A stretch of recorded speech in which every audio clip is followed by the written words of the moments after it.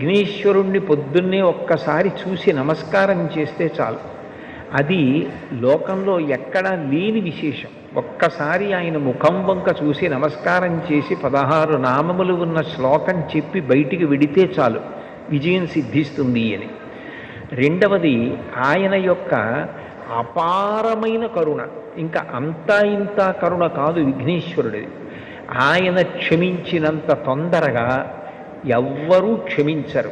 మీరు చూడండి, అందరికన్నా ఎక్కువగా మరిచిపోయే లక్షణం ఎవరికి ఉంటుంది అంటే పిల్లల యందు ఉంటుంది. మీరు పిల్లలు అనేటప్పటికీ ఒక విషయం జ్ఞాపకానికి తెచ్చుకోవచ్చు. పెద్దవాళ్ళు ఏదైనా తింటున్నారనుకోండి, ఎవరో పెద్దలు వచ్చారు ఇంటికి, ఇంట్లో భోజనమో ఫలహారమో చేస్తున్న పెద్ద ఆయన ఆ పళ్ళెం పట్టుకునో లేకపోతే చేతిలో ఏ ఉండ్రాయో కుడుమో పట్టుకుని తింటూ వీధిలోకి వెళ్ళి స్వాగతం పలకడం, ఆ పళ్ళెం లోపల పెట్టి తాను పెడతాడు.